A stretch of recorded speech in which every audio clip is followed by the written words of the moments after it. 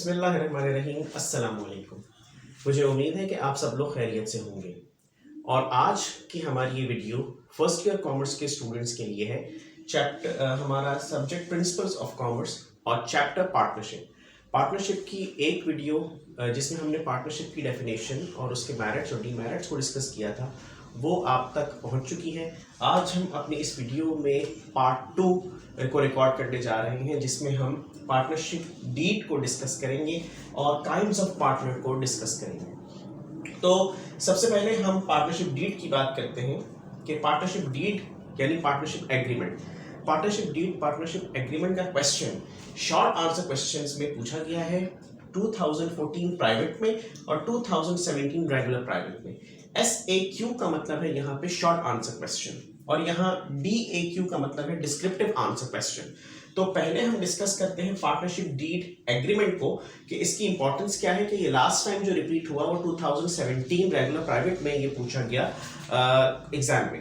Page number 52 book है doctor जनाब अमीन खालिद साहब की। तो हम डिस्कस करने जा रहे हैं पार्टनरशिप डीड। पार्टनरशिप डीड है क्या? Partnership deed is a written और oral mutual consent to run a business as co owner for profit, यानी दो या दो से ज्यादा अफराद म्यूचुअल कंसेंट से आपस में बाहमी रजामंदी से जाहिरी तौर पे या तो वो एग्रीमेंट रिटन हो या ओरल हो, किसी भी बिजनेस के अंदर शामिल होना चाह रहे हो एज अ को ओनर फॉर प्रॉफिट, यानी कि जो भी प्रॉफिट होगा वो जितने भी पार्टनर्स होंगे उन तमाम के दरमियान तकसीम होगा उनके कैपिटल के हिसाब से, यानी वो कितना कैपिटल इन्वेस्ट कर रहे हैं उसके हिसाब से ही उनका प्रॉफिट मौजूद होगा इसके अंदर। तो ये एक रिटन एग्रीमेंट है या इसको ओरल भी जो है वो लोग मेंटेन करते हैं इस तरह से कि फॉर एग्जांपल फ्रेंडशिप होती है लोगों की आपस में। तो कोई इवेंट आ रहा होता है पर्टिकुलर इवेंट, तो उसमें लोग उस इवेंट के अंदर कोई बिजनेस करने के लिए उस अपॉर्चुनिटी को ग्रैब करने के लिए ओरल एग्रीमेंट कर लेते हैं आपस में कि भाई मैं इतनी इन्वेस्टमेंट लेकर आऊँगा, तुम इतनी इन्वेस्टमेंट लेकर आना, और इस तरह से वो एग्रीमेंट के थ्रू यानी ओरल एग्रीमेंट के थ्रू एक पर्टिकुलर टाइम पीरियड के लिए वो लोग आपस में एज अ को ओनर अपने बिजनेस को रन कर रहे होते हैं। और रिटन में हमारे पास बड़ी बड़ी जो फर्म्स मौजूद हैं वो सारी की सारी इस कैटेगरी में आती हैं कि जहाँ पे रिटन एग्रीमेंट की ज़रूरत होती है, यानी दोनों तरह से एग्रीमेंट हो सकता है पार्टनरशिप का, चाहे वो रिटन हो या ओरल हो। अच्छा, पार्टनरशिप के एग्रीमेंट के अंदर कुछ कंटेंट्स होते हैं। ये चूंकि क्वेश्चन शॉर्ट आंसर में आता है, अक्सर पूछा जाता है, तो स्टूडेंट्स अगर कंटेंट्स में 5 से 6 पॉइंट्स भी लिख दें आसान से तो वो काफ़ी होगा। जैसे कि पेज नंबर 52 में आसान से कुछ पॉइंट्स मौजूद है, जिसमें सबसे पहला पॉइंट ये है कंटेंट्स का कि सबसे पहले जो चीज़ आती है वो है नेम ऑफ द फर्म, यानी कि पार्टनर्स का अगर रिटन एग्रीमेंट हो रहा है तो उस सूरत में कौन कौन से ऐसे पॉइंट्स होंगे जिसमें ये वो एग्रीमेंट किया जाएगा। उसमें सबसे पहले नेम ऑफ द फर्म, यानी कि उस फर्म का नाम क्या है। दूसरा है the place of the business, वो बिजनेस कहाँ पर शुरू करने जा रहे हैं, वो बिजनेस की लोकेशन क्या होगी। थर्ड, नेचर ऑफ बिजनेस, आया वो सर्विस बिजनेस की तरफ जा रहे हैं या फिर वो जो है वो किसी प्रोडक्शन बिजनेस साइट पे जा रहे हैं। Number 4th point, the name and addresses of partners, partners जितने भी हैं उन तमाम के नाम और उन सब के एड्रेसेस उसके अंदर मौजूद होंगे। फिर है number 5th, the amount of investment by each partner, यानी हर पार्टनर उसके अंदर कितनी इन्वेस्टमेंट कर रहा है उसको भी उस पार्टनरशिप एग्रीमेंट के अंदर लिखना जरूरी है। 6th point, the length of life of the partnership. अच्छा, ये चीज जो है ये ऑप्शनल भी हो सकती है कि अगर एक पर्टिकुलर इवेंट के लिए, इवेंट को कैप्चर करने के लिए या कोई अपॉर्चुनिटी जो के लिमिटेड टाइम पीरियड के लिए है उसको ग्रैब करने के लिए अगर पार्टनरशिप की जा रही है तो उसके लिए यहाँ पे टाइम पीरियड लिखना जरूरी है। वरना अगर आप जो है वो पार्टनरशिप को कंटिन्यू करना चाह रहे हैं, यानी कि उसकी कोई टाइम पीरियड नहीं है, कोई एक्सपायरी डेट नहीं है, तो उस सूरत के अंदर यहाँ पे ये वाला जो पॉइंट है वो ऑप्शनल है। तो यहाँ पे इस बुक के अंदर तो 24 पॉइंट्स मेंशन है। आपके स्टूडेंट्स के लिए मैं अर्ज कर दूं कि यहाँ पे सिर्फ 6 ही काफी हैं, क्योंकि ये क्वेश्चन जो है अब तक जो पूछा गया है वो शॉर्ट आंसर क्वेश्चंस में पूछा जाता है। डिटेल आंसर में इसकी इंपॉर्टेंस इस वजह से भी नहीं है क्योंकि इसके अंदर कुछ ऐसा मटेरियल नहीं है, ऐसा स्टफ नहीं है जो कि डिटेल आंसर में पूछा जा सके, यानी डिस्क्रिप्टिव उसके ऊपर कुछ तहरीर किया जा सके। तो ये वाला क्वेश्चन जो है इसके अंदर आप डेफिनेशन लिखेंगे पार्टनरशिप की और इसके पार्टनरशिप डीड की, और उसके बाद जो 5 से 6 कंटेंट्स मैंने आपके सामने इसके एक्सप्लेन किए वो आप 5 से 6 कंटेंट्स आसानी से लिख सकते हैं। Now we move towards page number 53 and the topic is kinds of partner. ये वाला जो हमारा टॉपिक है काइंड्स ऑफ पार्टनर, ये क्वेश्चन 2014 रेगुलर में आया है डिस्क्रिप्टिव आंसर क्वेश्चन में, और अगर देखा जाए तो ये क्वेश्चन अपनी जगह पे एक बहुत अहमियत रखता है बिजनेस पॉइंट ऑफ व्यू से भी और एग्जामिनेशन पॉइंट ऑफ व्यू से भी। तो जो हम डिस्कस करने जा रहे हैं काइंड्स ऑफ पार्टनर्स में, तो हमें यहाँ पे 5 पार्टनर्स की अक़साम नजर आ रही हैं। सबसे पहला है active partners. Active partners as the name indicates कि ये वो पार्टनर्स हैं who take active part in the business, जो कि बिजनेस के रूटीन मैटर्स में, जो डेली रूटीन मैटर्स होते हैं उसमें एक्टिवली पार्टिसिपेट करते हैं। ये अपने कैपिटल को इन्वेस्ट करते हैं और प्रॉफिट और लॉस अपने कैपिटल इन्वेस्टमेंट के हिसाब से शेयर कर रहे होते हैं। इन तमाम पार्टनर्स की जो लायबिलिटी है वो डेट्स के अगेंस्ट जो है वो आप अनलिमिटेड है, यानी कि जितने भी डेट्स होंगे उसके मुकाबले में इनकी जो लायबिलिटी होगी वो अनलिमिटेड होगी। और इसके अलावा ये जो प्रॉफिट शेयर करते हैं वो भी उस रेशियो के हिसाब से करते हैं जो कि इनकी पार्टनरशिप एग्रीमेंट के अंदर मौजूद होता है। ये डेली जो रूटीन मैटर्स होते हैं जिसमें डिसीजन मेकिंग है, मैनेजमेंट के डिफरेंट अफेयर्स होते हैं, ये सारी चीज़ें इनके रूटीन मैटर्स के अंदर, फंक्शंस के अंदर शामिल होती हैं। Now we move toward the sleeping और डोरमेंट पार्टनर। स्लीपिंग और डोरमेंट पार्टनर कौन सा पार्टनर है? ये वो पार्टनर है कि जो अपने कैपिटल को तो इन्वेस्ट करता है लेकिन जो मैनेजमेंट के रूटीन मैटर्स होते हैं उन मैटर्स में पार्टिसिपेट नहीं करता। इसकी तमाम राइट्स और लायबिलिटीज उसी तरह से होते हैं जिस तरह से एक एक्टिव पार्टनर के होते हैं, यानी कि जिस तरह से एक्टिव पार्टनर्स की लायबिलिटी अनलिमिटेड है इसी तरह से इसकी लायबिलिटी भी अनलिमिटेड है। इसके भी सारे वही राइट्स हैं जो कि एक्टिव पार्टनर्स के हैं, लेकिन बस फर्क ये आ जाता है कि ये रूटीन मैटर्स के अंदर जिस तरह एक्टिव पार्टनर्स जो है वो डेली रूटीन मैटर्स में पार्टिसिपेट कर रहे हैं, ये वाला पार्टनर जो है वो डेली रूटीन मैटर्स में पार्टिसिपेट नहीं करता। हाँ, प्रॉफिट और लॉस इसका भी होता है जो कि एग्रीड टर्म्स के ऊपर इसको मिलता है। फिर थर्ड पॉइंट है सीक्रेट पार्टनर्स। सीक्रेट पार्टनर वो पार्टनर है कि जो पार्टनरशिप के अंदर शामिल तो होता है लेकिन पब्लिक को उसके बारे में अवेयरनेस नहीं होती। ये पार्टनर वो पार्टनर है कि जो कैपिटल को इन्वेस्ट करता है, प्रॉफिट हो तो प्रॉफिट भी इंजॉय करेगा, लॉस हो तो उस लॉस को भी बेयर करेगा, और इस पार्टनर को यह भी इख्तियार होता है कि वो मैनेजमेंट अफेयर्स के अंदर और डिसीजन मेकिंग जो है वो भी इसके अंदर शामिल हो सके, यानी कि डिसीजंस के अंदर भी शामिल होगा और मैनेजमेंट के अफेयर्स के अंदर भी शामिल होगा। बस फर्क यह है कि इसकी मौजूदगी का जनरल पब्लिक को मालूम नहीं होगा। ये सीक्रेट पार्टनर है। Fourth point, nominal partner. ये नॉमिनल पार्टनर कौन है? ये वो पार्टनर है कि जो रियल पार्टनर नहीं है और जनरल पब्लिक के लिए ये पार्टनर मौजूद है। जैसे कि आप देखेंगे बहुत सारे लोग जो है अपने नाम को जो है वो दे देते हैं कि भाई तुम हमारे नाम से अपने बिजनेस को स्टार्ट करो, और यानी कि उनकी गुडविल की वजह से, यानी पार्टनर वो होते हैं अपने नाम की वजह, नॉमिनेशन उनकी जा रही होती है लेकिन वो जो है वो इन बिजनेस के अंदर किसी किस्म की इन्वेस्टमेंट नहीं करते और ना ही वो बिजनेस में किसी किस्म के प्रॉफिट और लॉस को शेयर कर रहे होते हैं। वो क्रेडिट इन्वेस्टमेंट के रिस्पॉन्सिबल जरूर होते हैं। ये वो पार्टनर्स हैं जो सिर्फ और सिर्फ अपना नाम, यानी कि सिर्फ नेम अपना लैंड कर रहे होते हैं किसी भी बिजनेस को रन करने के लिए, just because of the goodwill, यानी कि इनकी गुडविल अच्छी होती है जिसकी वजह से इनके जो नाम होता है उसकी बेसिस पे दूसरे पार्टनर्स जो है वो इनको गुडविल के अमाउंट पे कर देते हैं और इनको जो है वो इनके नाम को इस्तेमाल कर रहे होते हैं। Fifth point is minor partner. Minor partner वो पार्टनर है कि जो 21 ईयर्स की एज तक नहीं पहुंचा, यानी कि पार्टनरशिप के लिए मिनिमम एज 21 इयर्स की होनी ज़रूरी है।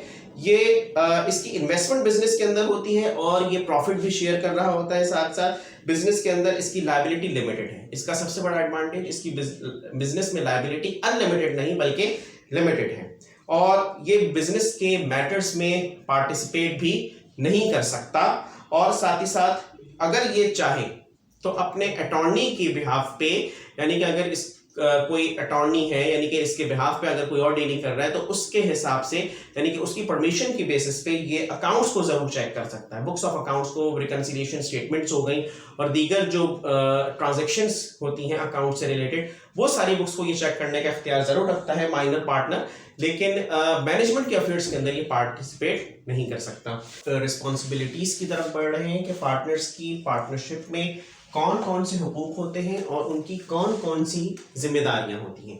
इसकी तो एक लिस्ट मौजूद है, यानी कि 8 से 9 पॉइंट्स राइट्स में लिखे हुए हैं, 8 से 9 पॉइंट्स रिस्पॉन्सिबिलिटीज में लिखे हुए हैं, लेकिन इस लेक्चर में हम सेलेक्टेड और ईजीएस्ट जो राइट्स और रिस्पॉन्सिबिलिटीज हैं उनको डिस्कस करेंगे, ताकि स्टूडेंट्स जो हैं उनको अपनी ओन वर्डिंग में भी आसानी से लिख सकें।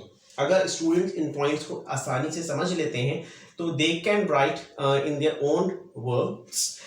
तो सबसे पहले हम राइट्स को डिस्कस करते हैं कि पार्टनर्स के पार्टनरशिप में कौन कौन से हुकूक होते हैं। तो सबसे पहले हम डिस्कस करते हैं टू शेयर प्रॉफिट, यानी पार्टनर्स का, जितने भी पार्टनर्स हैं चाहे वो किसी भी कैटेगरी में आते हो, जैसा कि हमने इससे पहले वाली जो है वो पॉइंट के अंदर डिस्कस किया था कि टू शेयर प्रॉफिट, के उनका हक है कि वो जितना भी प्रॉफिट हो रहा है अपने एग्रीड जो रेशियो है उसके हिसाब से उस शेयर को जो है वो प्रॉफिट को शेयर करें। दूसरा है टू पार्टिसिपेट इन मैनेजमेंट, तमाम पार्टनर्स की राइट है कि वो मैनेजमेंट के अफेयर्स के अंदर पार्टिसिपेट करें, डिसीजन मेकिंग जो उनके आपस में मीटिंग्स होती हैं उसमें पार्टिसिपेट करके जो डिसीजन हो रहा है उसमें अपना जो है वो ऑप्शन भी दें, अपने ओपिनियन भी दें, अपनी राय भी दें और उसके हिसाब से मैनेजमेंट को जो फैसला हो उस मैनेजमेंट के फैसले पर रजामंद भी रहें। तीसरा पॉइंट है टू एक्सेस अकाउंट्स बुक, यानी कि अकाउंट्स की जो बुक्स हैं जैसे कि कैश बुक हो गई और पासबुक हो गई और दीगर जो अकाउंट्स की लेजर वगैरह होते हैं, उन तमाम बुक्स को प्रॉपर तरीके से गो थ्रू करना, उनको स्टडी करना, उनको मॉनिटर करना, ये तमाम पार्टनर्स की जो है वो उनका हक है। फिर है टू रिटायर, पार्टनर्स का ये भी हक है कि जब वो चाहे पार्टनरशिप से रिटायर हो सकते हैं, लेकिन उस जिम्मेदारी ये है, अखलाकी जिम्मेदारी ये है, एथिकल रिस्पॉन्सिबिलिटी साथ साथ ये लागू होती है यहाँ पे कि सडनली रिटायरमेंट का ऐलान ना करें, बल्कि पहले से पार्टनर्स को इन्फॉर्म कर दें कि अब वो जो है मजीद उनके साथ काम नहीं कर सकते। ये एथिकल रिस्पॉन्सिबिलिटी है कि अगर उनको राइट दिया गया है पार्टनरशिप के अंदर तो उनकी भी कुछ जिम्मेदारी बनती है कि वो पहले से पार्टनर्स को प्रायर इन्फॉर्म कर दें। और लास्ट जो मैं यहाँ पे एक्सप्लेन करने जा रहा हूँ, to share profit and assets after separation, यानी कि जब सेपरेट हो जाए यानी रिटायर हो जाए तो उस वक्त जो भी बुक वैल्यू हो उनके एसेट्स की वो भी उन्हें दिया जाए, साथ ही साथ जो प्रॉफिट उनका बन रहा है पार्टनर का वो भी उस पार्टनर को दिया जाए। यानी कि ऐसा नहीं है कि अगर कोई पार्टनर रिटायर हो रहा है तो उसके एसेट्स भी जो है वो जब्त कर लें बाकी पार्टनर्स और उसका जो प्रॉफिट बनता है वो प्रॉफिट भी उसको ना दिया जाए, ऐसा नहीं, ये उसका राइट है। पार्टनरशिप एक्ट 1932 में उसको ये राइट दिया गया है पार्टनर को कि अगर वो रिटायर हो रहा है किसी भी रीजन की वजह से तो जितने भी रिमेनिंग पार्टनर्स उस फर्म के अंदर मौजूद हैं वो उस पार्टनर को, रिटायर होने वाले पार्टनर को जितना प्रॉफिट उसका बनता है वो भी दें और जितने एसेट्स की वैल्यू उसकी बनती है बुक वैल्यू वो उसको भी दी जाए। First point is to act within jurisdiction, हर पार्टनर की ये जिम्मेदारी है कि वो अपनी अपनी लिमिटेशन में रहते हुए फंक्शंस को परफॉर्म करें। ऐसा नहीं होना चाहिए कि पार्टनर्स जो हैं वो एक दूसरे के मैटर्स में इंटरफेयर करें, क्योंकि अगर पार्टनर्स एक दूसरे के मैटर में इंटरफेयर करेंगे तो उससे नुकसान जो है वो पार्टनरशिप फर्म को हो सकता है। हाँ, पार्टनर्स को ये राइट मौजूद है कि वो अपना ओपिनियन दें, अपने जो है वो ख्यालात का इजहार करें, लेकिन एक दूसरे के मैटर्स में इंटरफेयर ना करें। हाँ, राय का इजहार करना अपनी जगह पे कांस्टेंट है, लेकिन इस तरह से अपनी लिमिटेशंस को क्रॉस करना जो है वो पार्टनरशिप को स्पॉइल कर सकता है। Second is not to transfer ownership, partners को ये हक नहीं है कि वो अपनी ओनरशिप बगैर कॉन्सेंट के किसी और को ट्रांसफर कर दें। यानी कॉन्सेंट किसका? रिमेनिंग पार्टनर्स का। पार्टनर के पास ये राइट तो मौजूद है कि वो रिटायर हो जाए, लेकिन पार्टनर के पास ये इख्तियार मौजूद नहीं है कि वो अपनी ओनरशिप किसी और को ट्रांसफर कर दे without taking consent of the remaining partners of the firm. Third point is to act honestly. बेईमानी ना करें. Honesty is the best policy. ये जो फ्रेज है इसको सामने रखें. बेईमानी से अगर काम करेगा तो आज या कल बाकी पार्टनर्स को उसकी डिसऑनेस्टी के बारे में पता चल जाएगा, जिसकी वजह से पार्टनरशिप फर्म को खतरात लाहक हो सकते हैं.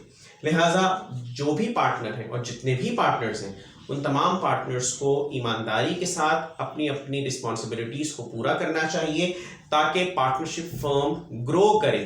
अगर नफ्सा नफसी शुरू हो जाएगी, सेल्फिशनेस पार्टनरशिप के अंदर आ जाएगी, तो फिर वो जो है वो पार्टनरशिप नहीं रहेगी, वो जो है वो क्लैशेस का एक मरकज़ बन जाएगी. तो इस वजह से हर पार्टनर की जिम्मेदारी है कि वो जो है वो ईमानदारी से अपने फंक्शंस को परफॉर्म करें. Fourth point, to disclose information. अगर बिजनेस से रिलेटेड कोई अपॉर्चुनिटी मिल रही है या बिजनेस से रिलेटेड कोई बिजनेस को कोई खतरात लाहक हो सकते हैं फ्यूचर में, कोई ऐसा इवेंट होने जा रहा है या कोई ऐसा एक्सीडेंट ऐसा हो गया है कि जिसकी वजह से बिजनेस को किसी भी किस्म का लॉस होने का खतरा है, तो अगर वो किसी एक पार्टनर की नॉलेज में आ चुकी है बात, तो वो बाकी पार्टनर्स को भी इस बारे में इन्फॉर्म करें. चाहे अपॉर्चुनिटी को ग्रैब करना हो या किसी भी मुमकिन हादसे के बारे में आगाह करना हो, उस सूरत के अंदर एक पार्टनर की जिम्मेदारी है कि वो बाकी सारे पार्टनर्स को भी इस बारे में इन्फॉर्म करे. Fifth point, to be responsible for losses. जहां पे बात हो रही है यहाँ शेयर की, तो यहाँ बात हो रही है खत्म लॉसेस पे. यहाँ बात हो रही है शेयरिंग प्रॉफिट की, तो यहाँ पे बात हो रही है कि पार्टनर्स जहाँ प्रॉफिट शेयर करने का हक रखते हैं वहां पे उनकी जिम्मेदारी है कि वो लॉसेस भी बियर करें. तो अगर इन केस बिजनेस को लॉस होता है तो पार्टनर्स की ये जिम्मेदारी है कि वो उस लॉस को भी बियर करें. ऐसा नहीं हो सकता कि पार्टनर्स जो हैं वो प्रॉफिट शेयरिंग में तो साथ रहें, लेकिन लॉस जब हो जाए गॉड फॉरबिड किसी बिजनेस के अंदर, तो वो उस रिस्पॉन्सिबिलिटी को दूसरों के ऊपर डाइवर्ट करना स्टार्ट कर दें. तो लिहाजा यहाँ पे अव्वलीन ज़रूरत ये है कि पार्टनर्स अपने आप को रिस्पॉन्सिबल बनाते हुए लॉस शेयर करने की सलाहियत भी अपने अंदर पैदा करें कि आज प्रॉफिट हो रहा है तो गॉड फॉरबिड कल को लॉस भी हो सकता है.